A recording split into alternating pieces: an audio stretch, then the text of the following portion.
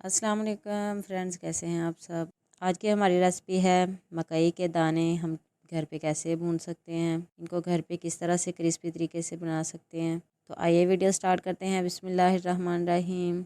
सबसे पहले मैंने लिया है 1 kg के करीब नमक को हमने किसी भी रफ़ पतीली पैन उसमें डाल लेना है, उसको अच्छे से गर्म कर लेना है। तब नमक से हीट निकलना स्टार्ट हो जाए तो आपने इसमें क्या करना है, मकई के दाने ऐड कर देने हैं। मैंने 2 मुट्ठी के करीब मकई के दाने ऐड कर दिए थे। इनको साथ साथ हमने हिलाते रहना है।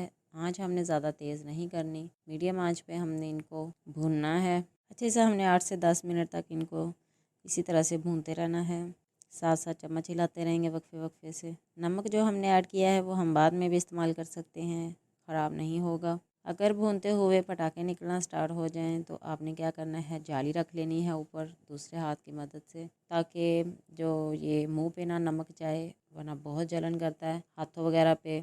जाली वगैरह रखने से हमारे हाथों वगैरह को जलने से बचाया जा सकता है। अब देख सकते हैं इसी तरह हम साथ साथ हिलाते रहेंगे, साथ ऊपर जाली भी रखेंगे ताकि नमक उड़े नहीं। 8 से 9 मिनट तकरीबन हो चुके हैं और मकई के दानों का जो कलर भी चेंज हो चुका है। आप देख सकते हैं लाइट ब्राउन सा कलर आ चुका है। इतने ज़बरदस्त तरीके से भून के तैयार भी हो चुके हैं। अब हमने इनको क्या करना है, छाननी की मदद से नमक छान लेना है और दानों को साफ़ कर लेंगे हम। दाने हमारे अल्हम्दुलिल्लाह भून के तैयार हो चुके हैं। अब हम इनको टोकरी में निकाल लेंगे। इसी तरह से आप घर पे ज़रूर ट्राई करें। अगर वीडियो अच्छी लगे तो वीडियो को लाइक करें और ज़्यादा से ज़्यादा शेयर करें। मिलते हैं नेक्स्ट वीडियो में एक नई रेसिपी के साथ। तब तक के लिए इजाज़त दीजिए। अल्लाह हाफिज़।